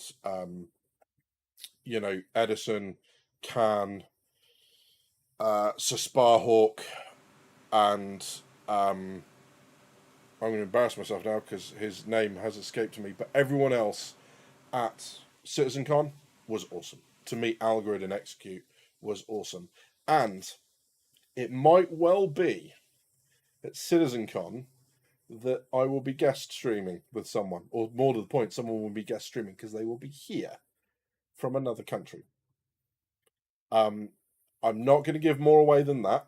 And if you happen to know, if you're one of the few people I've told, please don't say anything, or if you were in their chat and you saw, please don't say anything because we don't know yet, and I don't want to commit and say anything before we know what the plans are.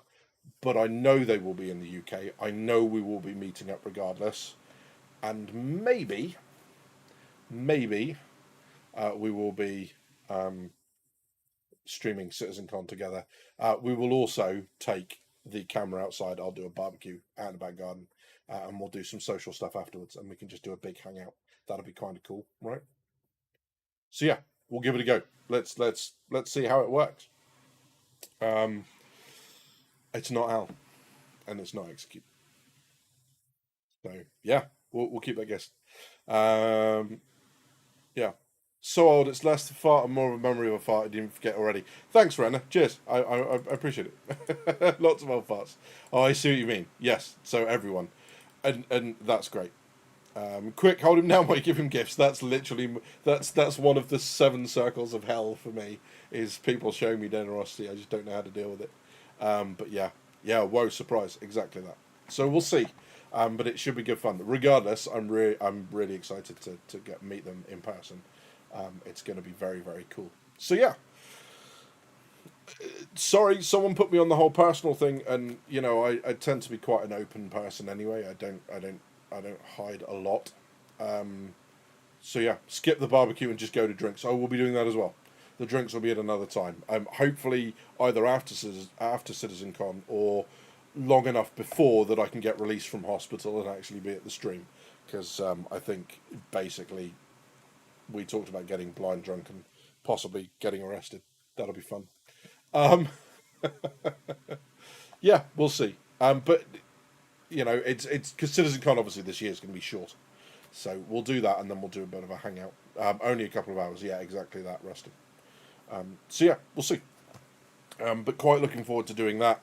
And hopefully it will just be, at the risk of quoting an album cover, it will be all killer no filler. We can only hope. Badgers, if you're ever near the US West Coast, let me know. I would love to. If I ever got to the point of being able to do, kind of some sort of tour, that would be great. But yes, if I ever am around and in a place to meet people, then you guys will be the first to hear about it.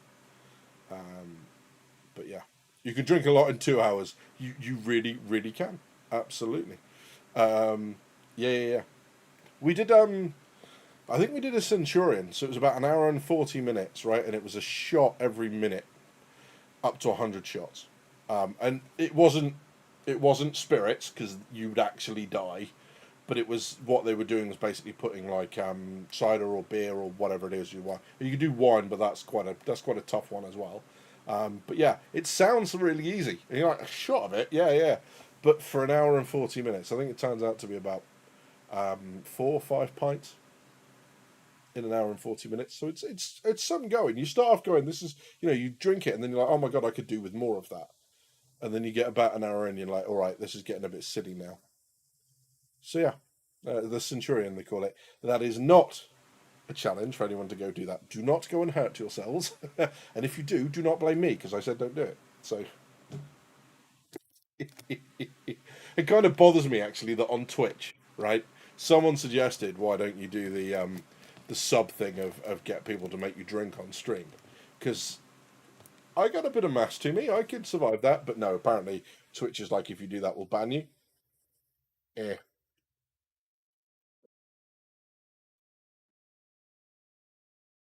So Charlie, yeah. So they put something up a little while ago on that, don't they? But I'll go and find it. While we're sat here talking, and I'm drinking my liquid copium from thingy. So let's have a look. CitizenCon 2025. If anyone's got a link for it, I think it was on Spectrum, right? Good lord. Ah. But it's only going to be a couple of hours. Here we go. October the 11th. Da, da, da, da. So this is on Spectrum. You can do the drinking stream as your first and only. Yeah, announce my arrival and departure from Twitch on one in one stream. That would be kind of cool. Because they did. Yeah, 'cause it says this year's showcase will be shorter than a traditional physical or digital CitizenCon, but it will be densely packed with exciting content and reveals you won't want to miss. Fine, but then later on they did clarify an actual amount of time, didn't they? I've never been able to drink more than 5 pints of Guinness. It's embarrassing because I'm Irish. Mackie, do you know what, mate? I had a 30-inch waist when I was part of the Northern Ireland Patrol. So in and out of Belfast, and I started drinking Guinness up there in Robinson's, the Irish bar, which is just across from the Europa Hotel. I don't know if it's still there, but I think it's a bit of an institution, right? Proper spit and sawdust, peanuts in a barrel, Irish band. It was every Wednesday because that was when we got in. We came in on Wednesday and left on Thursday. But yeah, that drinking Guinness in Belfast was the start of the downward slope for me. You can't see it, but you can bloody well hear it.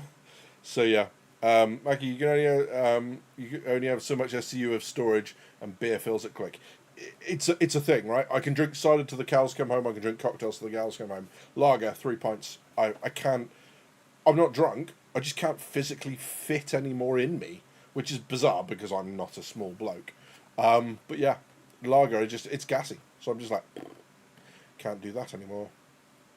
But yeah, they've definitely done something else, I think. But I've just had a look at the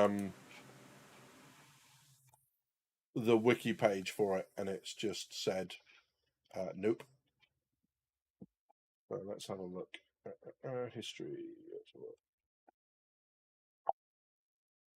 Flashbanged again. Good lord. At one point, I'm going to set Google to dark mode. Anyone know? Is there a quick way to do Google in dark mode or not? Or is it just dark theme? There we go. On. Confirm. Hey, now I'm not getting flashbanged. That's a success.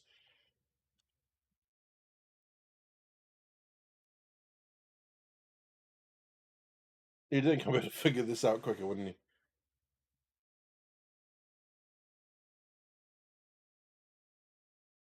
There you go. Straight back to that again. I put dark theme on.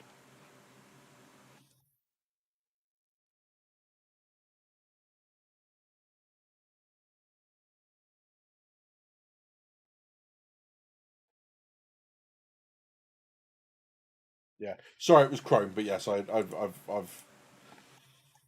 yeah. Unfortunately, they did show later on. I can't remember where they said it. Just stop doing it. It's dark theme on. That's what it says. But even then, on the when I search, let's try it again. Oh, there you go. It's fixed it now. It's because I was hitting back. Yeah,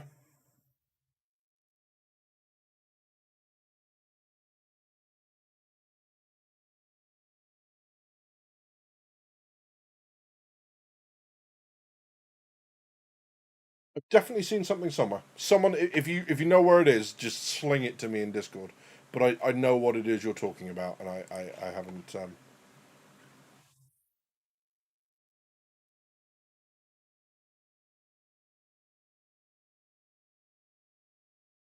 Try that again. So someone's either launching fireworks again, or it's World War III again. I don't know. How long will CitizenCon 2025 be? Question mark.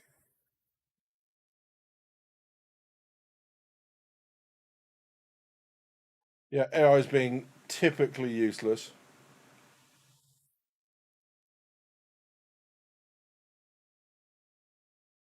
Yeah. Edison stopped drinking paint thinners. You're not wrong.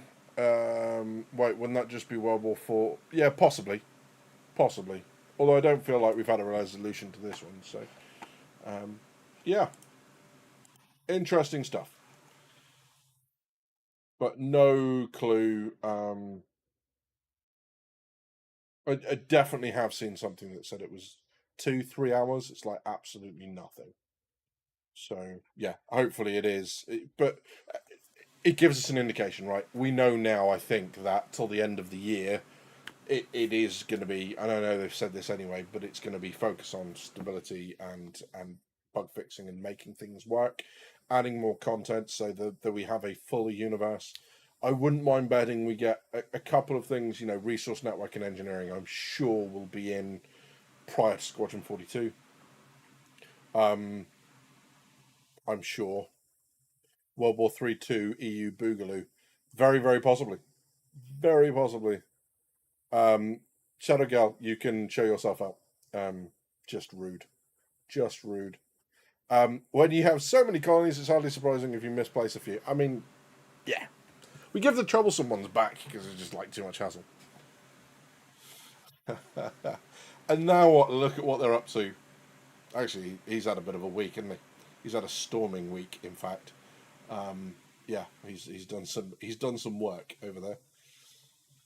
But yes, I'm not going to descend into politics. Retina, thank you very much, sir. Let's have a quick look. Do, do, do, do, do. Thank you very much. Yeah, I think we've got it fixed. I'm hoping we've got it fixed. But yeah, yeah, I like that. Someone's just put in there that the Raptor is likely to be the number one way to block ASOP terminals in the future. Yes, although people are making a bloody good go at it with is it 16, 8, 16 SCU containers? Yes, it's been interesting. But yeah, so that's that. That Citizen doesn't make it easy some weeks to actually have something to say. They do an incredible job of just leaving you with like, I don't know what else to say. Um, how are people's kind of experiences of Stormbreaker? How are people finding it? Is it as fun as it looks? Are people enjoying it? Are people not enjoying it? What's the story? More to the point, how are people finding? I keep wanting calling it an event. How are people wanting to find the new activity? What do people think? There'll be now a pause whilst the stream catches up, and then I get to read what people are writing. Or you'll all be mean, not write anything, and then we'll just sit here in silence, really awkwardly for a couple of moments. Sandbox activity. Thank you, Sloth. That's exactly what that is. A sandbox activity. What do we think? I've not done any of it. I'm waiting for people to move on. Yeah, go in after everyone else has finished shooting at each other. I don't blame you, sir. I think that's a very reasonable approach. In fact, I think it's so reasonable. It's the approach I'm also using. But yes. Still haven't played it, says Truther. Hello, Truther. Sorry, I did see you earlier, but I was in the midst of saying something. So good evening. Apologies I didn't say hello earlier. It's fun if you have friends, says Mackie Moons. I'm sticking with repairing pipes at Shepherd's Rest. Nice. I've been hit or miss if the worm spawns after putting the egg, though. Oh, okay. Very epic and fun currently doing it now. Interesting. I feel like you should be streaming and we should all be watching you. I think what I will do at some point, maybe this weekend, is Friday night shenanigans at 9 p.m. UK time, so the same time the stream started today, but Friday If people want to give it a go, I think it might be worth giving Stormbreaker a go, just to experience it. I think I want to give that a stab and see what happens. So if you want to come along, all you got to do is be in Discord. Come join the Friday Night Shenanigans channel. Whether you're part of the org or not, whether you are first time or not, it doesn't matter. We'd be more than happy to have you, and we'll go and give it a go and see how it all works out. And I'm sure die an awful lot, but Star Citizen, right? That'll be good. Truther, it should be in the description, my friend. Let me know if the link doesn't work, and I'll pop a new one up for you. But it should do. It's an eternal link, so it should work fine. But yeah, you've just got to come in, agree to the rules. If you don't agree to the rules, then unfortunately you can't come in. But yes, other than that, it's all good. So yeah, more than welcome. And again, people can come in and use it. I'll be in there. If you see me in a channel, you want to come in and have a chat, please do. Because if I'm doing something that I can't talk with you about, I will be. You won't be able to see me. I'll be in a hidden room. So yeah. Notorious says, I haven't played. The current content they're pushing isn't what I'm after. That I'm too busy learning lights and shapes. Rule 5, please, Notorious.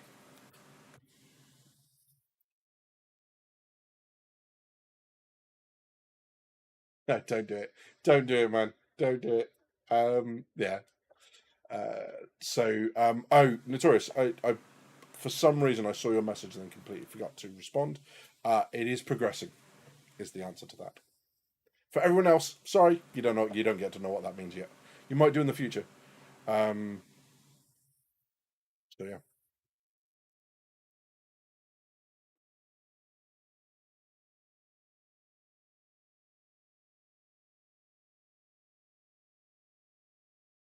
So I can't quite remember Rule 5, whether Rule 5 is safe speed or lookout.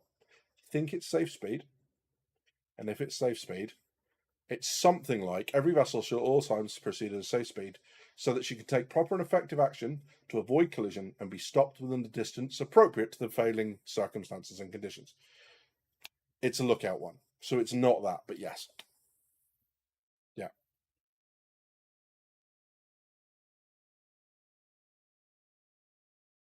Every vessel shall at all times maintain proper lookout. Yeah.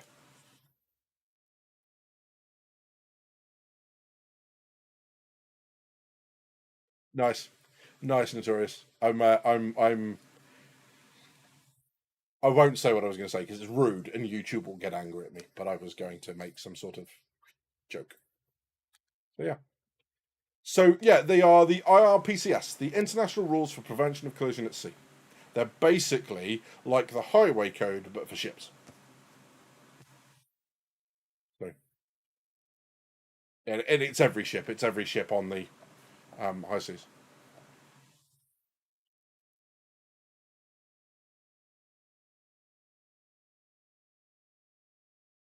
Yeah, it really isn't. Like the fact that we can remember these this far away from I haven't been to sea since 2012. The fact that I can remember it is just disgusting. But whatever. And no, we don't need. We kind of do. We learn them a little bit in Coast Guard for an exam, and then you completely forget that they exist. And that one generally tends to be the TSS rules. So, Rule 9 is boring, and that really is a boring one. But yeah, so I don't know. I've run out. I've realised that I've been reorganising, and I'm reorganising the desk at the moment. And I've got 3 of the desk mats, including the great RSI Bengal one. But I've just taken them off to give them a bit of a wipe down and all that sort of stuff. So they're downstairs drying. They were outside in the back because it's so warm, and then I put them in and brought them up. So I could have shown that off. But I mean, I'm sure you've all seen the pictures in the on the website, right? But that's kind of cool. Some things just get ingrained into you. Still remember all the Boy Scout stuff from not being in it for 12 years. It's that. That's exactly what it is. I know I'm going to remember my service number long after I've forgotten my own name. It's one of those things. Have you seen the Reclaimer update? If you've got a link to it, we can go and have a look. 7 PDCs.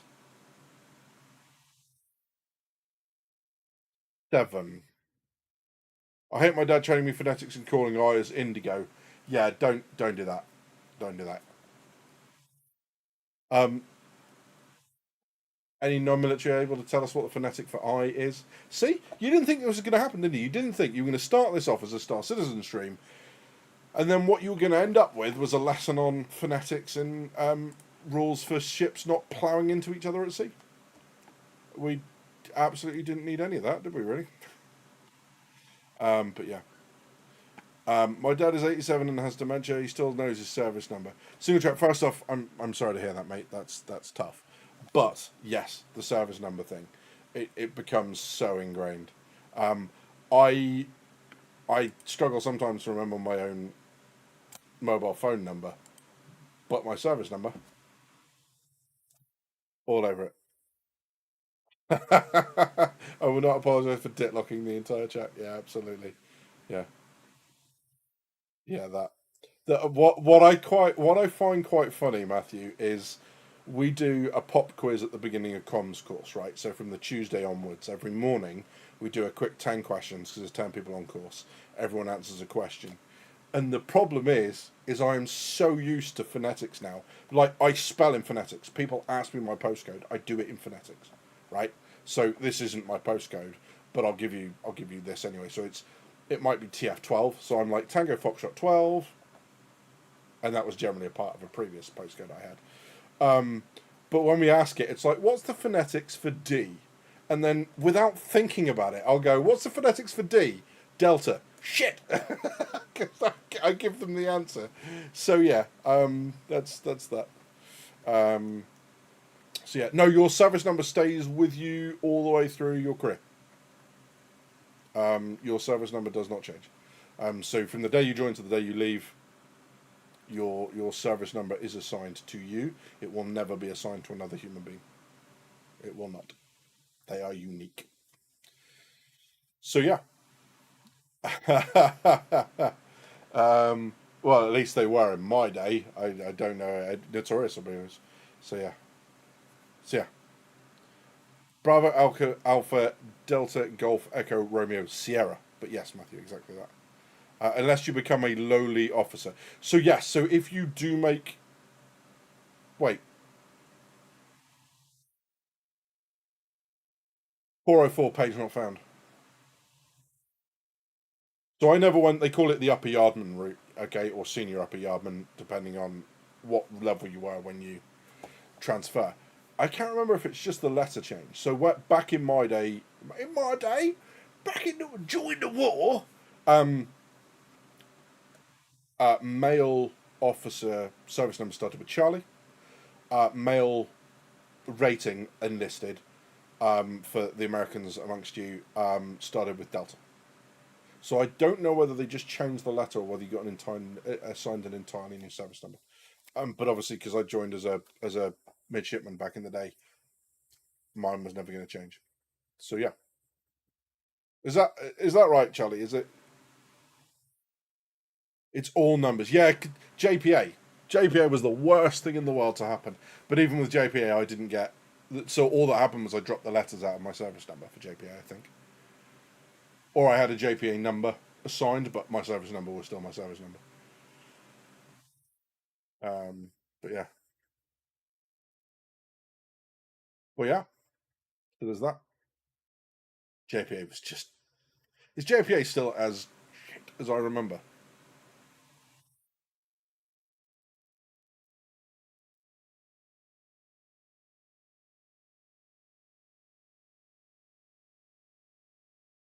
Alpha Bravo Charlie Delta Echo Foxtrot Golf Hotel India Juliet Kilo Lima Mike November Oscar Romeo Papa Sierra no Papa Quebec. Yeah, that. I've lost where I am in the alphabet now, but yes. Mine's Canadian cavalry, but we're all E's on British everything. Our officers get a solid integrity. Rude. Yeah, true. Yeah. No, I forgot where I was in the order. So Quebec, Uniform, yes, that Quebec Romeo Sierra Tango, uniform Victor Whiskey X-ray Yankee Zulu ish. Order probably not quite there, but yes. Juliet, yeah. So Juliet Retina, yeah, but yeah. Like I love some of the mixtapes that have happened with that. Things like G for gnome, yeah, and P for psychologist. It's just like, no, it's not how that works. But yes, thanks, Shadow Girl, for teaching me the alphabet. I appreciate it. You monster. But yes, so there's that. Look, we went massively off piste at the end of this. What I can say is for the next couple of weeks, at least, I'm going to be exceptionally busy.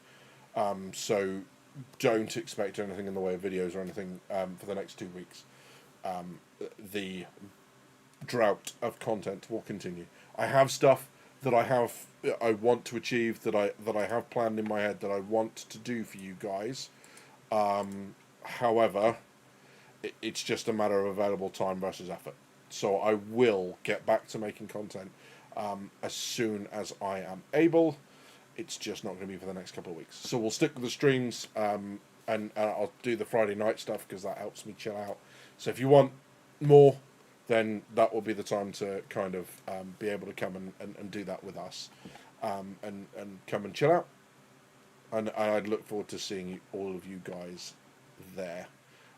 Yeah. As for the rest of it, we'll see. We'll see what happens. If anything happens where it needs a very quick react and I can just do a one take sat in front of the camera and upload that as a video, then I may well do. But if it requires anything more than that, then I won't be able to do it.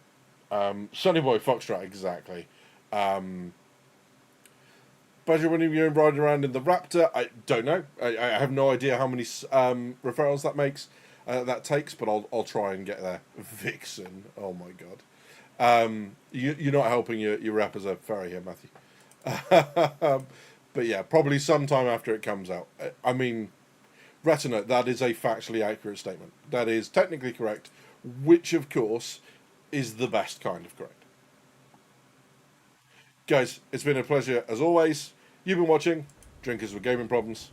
Thank you very much for stopping by. I'll see you soon.